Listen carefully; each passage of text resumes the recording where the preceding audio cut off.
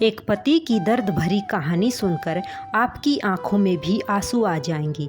मेरी शादी घर वालों की मर्जी से हुई थी। मेरी पत्नी बहुत सुंदर थी और मैं उससे शादी करके अपने आप को खुशकिस्मत मानता था। शादी से पहले मुझे लगता था कि वह मुझसे शादी को हाँ नहीं कहेगी, लेकिन जब मैं उसे देखने गया तब उसके स्वभाव का पता चला। बहुत अच्छा उनका परिवार था। जब शादी करके वह मेरी ज़िंदगी में आई तब से मेरी ज़िंदगी बदल गई थी। सभी मुझे कहते थे कि मैं बहुत खुशकिस्मत हूँ।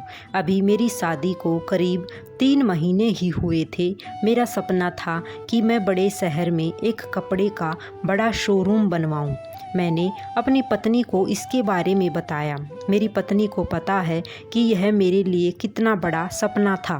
मैं दिन रात इसी में लगा रहता हूँ। बड़ी मुश्किल से मुझे एक जगह मिली, लेकिन ज़्यादा पैसों की ज़रूरत थी। इसलिए मैंने अपने गांव की ज़मीन बेचने का फैसला किया था। ज़मीन में मेरे पिता के दूसरे भाइयों का भी हिस्सा था। इसी काम के लिए मुझे कुछ दिनों तक गांव में जाना पड़ रहा था।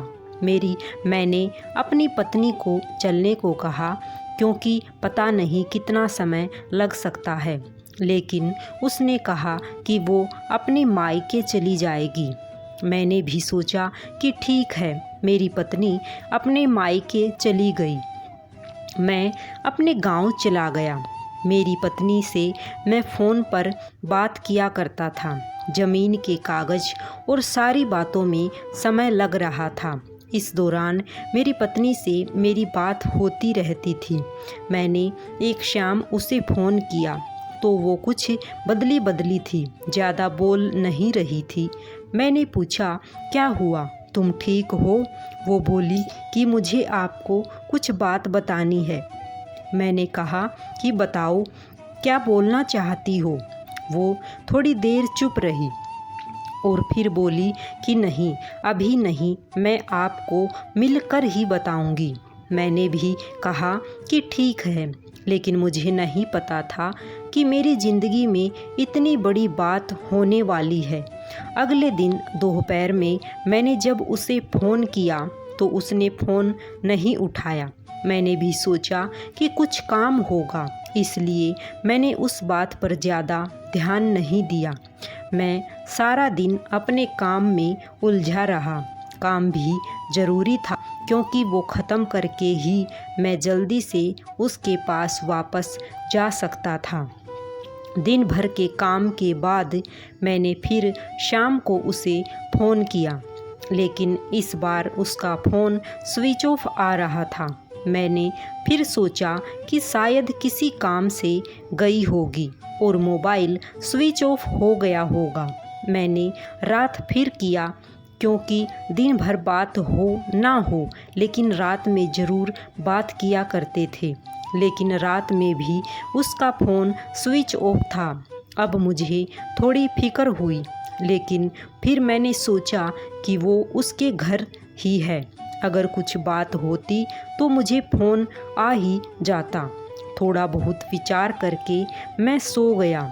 मैंने सोचा कि उसके घर में किसी को फ़ोन करूं, लेकिन रात में उस समय फ़ोन करना मैंने उचित नहीं समझा, इसलिए मैं सो गया। सुबह उठते ही मुझे यही ख्याल आ रहा था कि मैं अपनी पत्नी से कैसे बात करूं।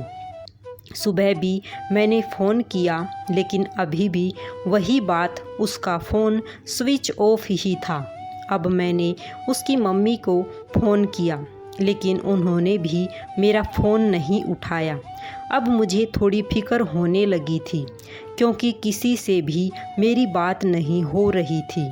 करीब 3 दिन तक ना उसका फ़ोन आया, ना उसकी माँ का।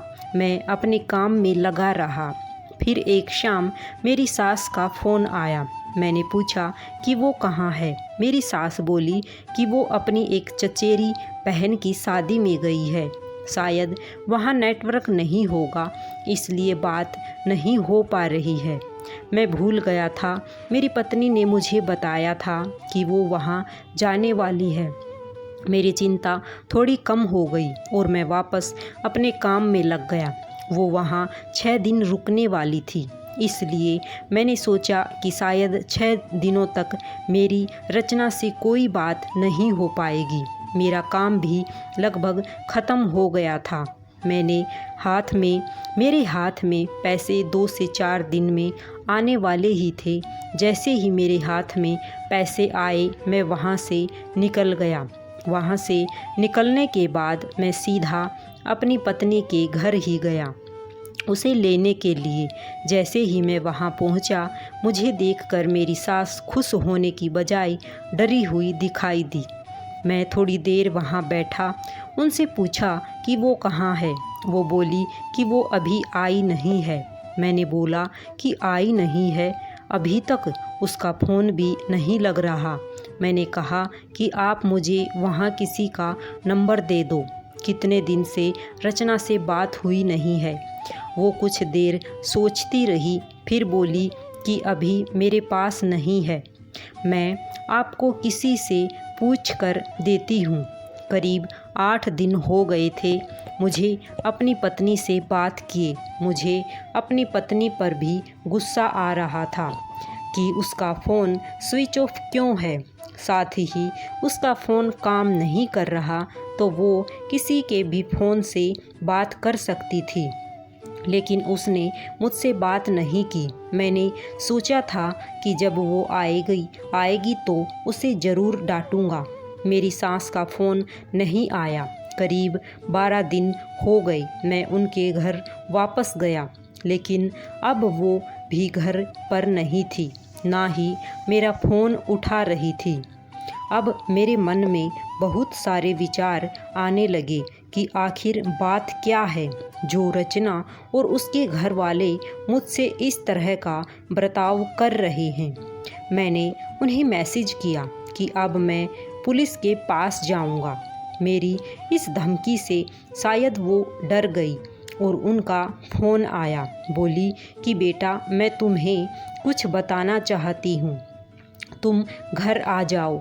अब मेरी चिंता बढ़ती जा रही थी। ऐसी क्या बात है जो यह सब मुझसे छिपा रहे हैं। मेरी पत्नी ने मुझसे 20 दिनों से बात नहीं की थी। मैं अगले दिन उनके घर गया। मेरी सास का मुंह उतरा हुआ था। मैं बहुत गुस्से में था। मैंने जाते ही उन्हें ज़ोर से चिल्लाते हुए पूछा कि कहाँ है मेरी पत्नी। मेरी सास मुझसे बोली कि बेटा, अब मैं जो तुम्हें बताने वाली हूँ उस पर तुम्हें विश्वास नहीं होगा, लेकिन यह ही सही है। वो बोली कि वो किसी के साथ भाग गई है। मुझे मेरे कानों पर विश्वास नहीं हुआ कि मैंने क्या सुना। मैंने बोला, आप कुछ भी बोलोगे और मैं मान जाऊंगा। वो बोली, बेटा, यही सच है। तुम्हारी शादी के पहले उसका एक प्रेम प्रसंग था। जब वो वहाँ गांव में अपनी बहन की शादी में गई तो उसे वो वहाँ मिल गया और वो मौका देखकर वहाँ से भाग गई। मैं जानती हूँ कि तुम उससे बहुत प्यार करते हो, लेकिन अब यही सच है, तुम्हें उसे भूलना होगा। अब हम लोग पुलिस के पास नहीं गए, नहीं तो बदनामी होगी, इसलिए अब हम इस बात को तुमसे छिपा रहे थे। वो मेरे साथ 3 महीने तक रही थी। जितना मैं उसे जानता था वो ऐसा नहीं कर सकती थी, लेकिन उसकी माँ यह कह रही थी तो मैं कैसे ना मानता। मेरा मन अभी भी मानने को तैयार नहीं था। मेरी सास मेरे आगे रो रही थी, माफ़ी मांग रही थी।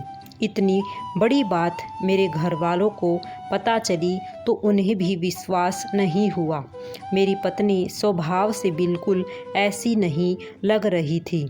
मेरी पत्नी की माँ को देखकर मैं और मेरे घर वाले चुप रह गए। हमने कुछ बड़ा कदम नहीं उठाया।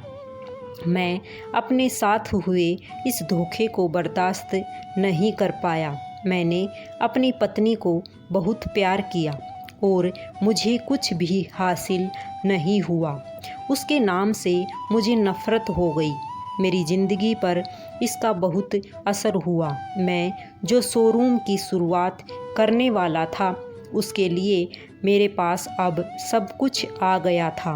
लेकिन फिर भी मुझे अब कुछ करने का मन नहीं हो रहा था। किसी के साथ इतना बड़ा धोखा हुआ तो कैसे खुश रह सकता है। मेरे घर वाले मुझे संभाल रहे थे। मैंने उसे बहुत ढूंढने की कोशिश की।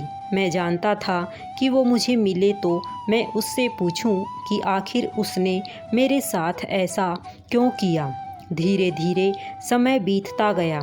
उसे गए अब 7 महीने हो गए थे और मैं भी उसे भूलकर अपनी ज़िंदगी में वापस बिजी होने की कोशिश करने लगा। मेरा उसके घर के पास से जाना हुआ। ऐसे ही मेरा ध्यान उनके घर की खिड़की पर पड़ा। मुझे दिखाई दिया कि खिड़की में मेरी पत्नी है। एक झलक सी मुझे दिखी। मैंने उसी समय उनके घर का दरवाज़ा बजाया। मेरी सास ने दरवाज़ा खोला और वो मुझे देखकर ही डर गई। दरवाज़ा खुलते ही मैं अंदर जाने लगा। मेरी सास ने मुझे रोका, लेकिन मैं नहीं माना। अंदर मैं कमरे में गया तो अपनी पत्नी को देखकर मैं हैरान रह गया। मेरी पत्नी व्हील चेयर पर बैठी थी। उसने मुझे देखा और उसकी आंखों से आंसू आ गए। मैंने पूछा, यह क्या हुआ? वो बस रो रही थी। मेरी सास बोली कि बेटा, ये जब शादी में गई थी तब उसका एक्सीडेंट हो गया था और उसे ऐसी जगह चोट आई जिसके कारण अब वो चल नहीं सकती है। एक्सीडेंट के समय भी बेहोशी में यह कह रही थी कि तुम्हें ना बताए, वो बड़े काम के लिए गए हैं। डॉक्टर ने जब बताया कि हो सकता है ये अब चल ना सके और इलाज पर बहुत ज़्यादा पैसा लगेगा, तब भी मैंने कहा कि दामाद जी को बता देते हैं, लेकिन इसने कहा कि मैं उनकी ज़िंदगी खराब नहीं कर सकती। उनका सपना शोरूम खोलने का है। उनकी ज़िंदगी में जाऊंगी तो उन पर बोझ ही बनूंगी। इसलिए इसने यह झूठ तुम्हें कहने को कहा ताकि तुम उसे भला बुरा कहकर उसे भूल जाओ, उससे नफ़रत करो। मेरी पत्नी मुझसे इतना प्यार करती थी। मैंने उससे कहा कि अगर मेरे साथ ऐसा कुछ हो जाता तो क्या तुम मुझे छोड़ देती? उसने रोते हुए कहा कि ऐसा मत बोलो। उसने कहा कि मैं आपकी दोषी हूँ। एक्सीडेंट में हमारा बच्चा जो मेरे गर्भ में था वो भी नहीं बचा।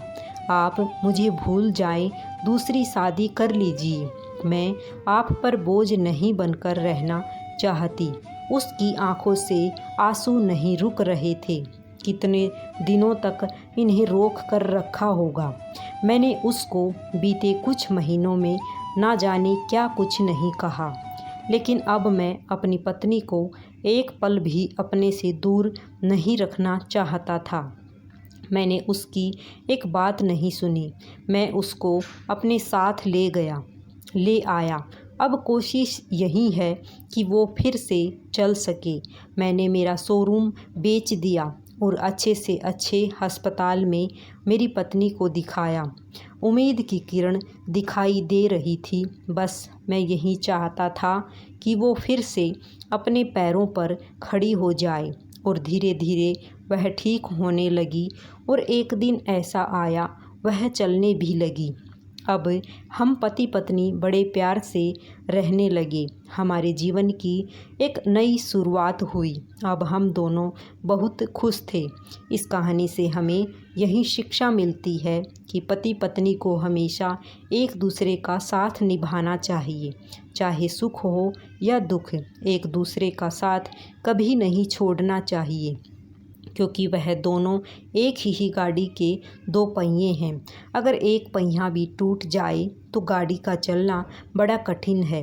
पति पत्नी दोनों को मुसीबत के समय में एक दूसरे को कभी नहीं छोड़ना चाहिए और ना ही कभी एक दूसरे से झूठ बोलना चाहिए। अगर कहानी पसंद आई हो तो चैनल को सब्सक्राइब अवश्य करें ताकि और आने वाली कहानियाँ आप सुन सकें। सभी को राधे राधे। सभी को जय श्री कृष्णा। राधे राधे।